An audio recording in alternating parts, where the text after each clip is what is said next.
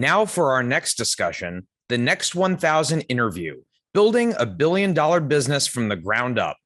Please welcome Sara Blakely, founder and executive chairwoman, Spanx, and interviewer Maneet Ahuja, senior editor, Forbes. Sara, it is such an honor. Thank you so much for joining us for this special conversation for our inaugural Next 1000 Summit in celebration of the most intrepid founders and business owners from every corner of the US. Yours is truly a story of the American dream, from starting Spanx with $5,000 in personal savings and bootstrapping the business to the billion-plus-dollar enterprise sold in over 50 countries that stands today. The name of your brand has become synonymous with what it represents. Shapewear that has the power to make women feel invincible. Many of us know at least a little something about your background, but can you take us back to the beginning of it all? I'll set the scene. It's 1998, you're getting ready for a party when you realize you didn't have the right undergarment.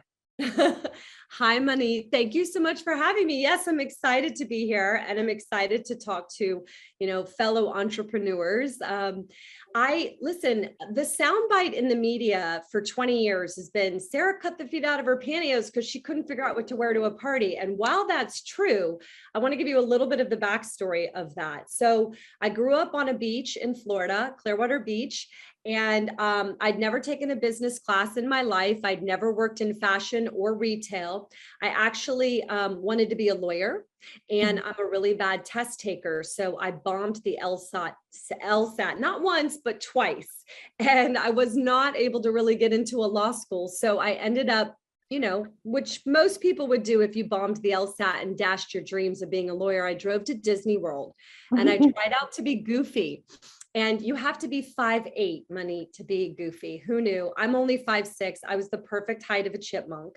So I worked at Disney World for a few months, and then I ended up selling fax machines door to door in Clearwater, Florida for 7 years. So wow. I got a lot of business cards ripped up in my face. I did a lot of being escorted out of buildings. And one day I pulled off the side of the road, Maneet, and I had had a really tough day. I was crying. And I just remember thinking, I'm in the wrong movie. Like, call the director, call the producer, cut. This is not my life. And I went to my apartment and I wrote down a goal. And I said, I know that I like to sell. I like offering something to someone that they didn't already have or might help their life.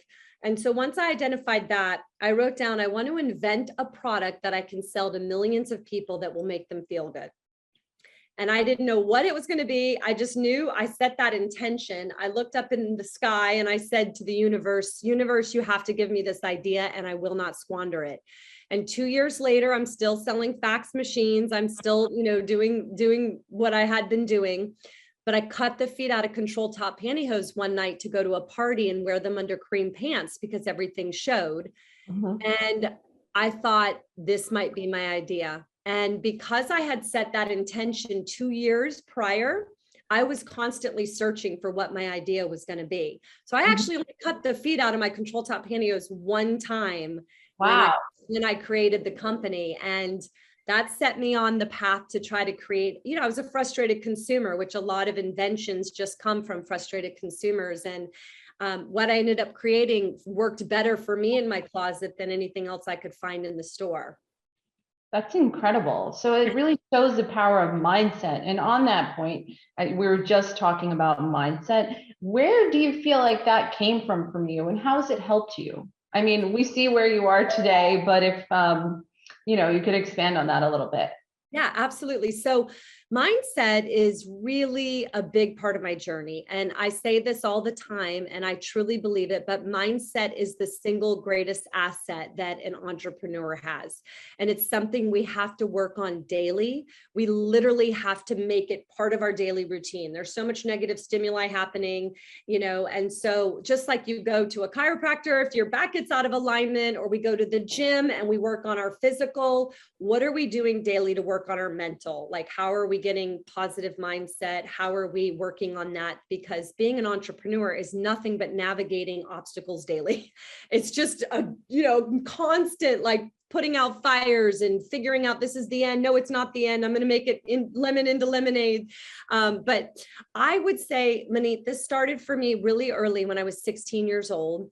I had gone through a series of tragedies in high school, and they were really heartbreaking for me.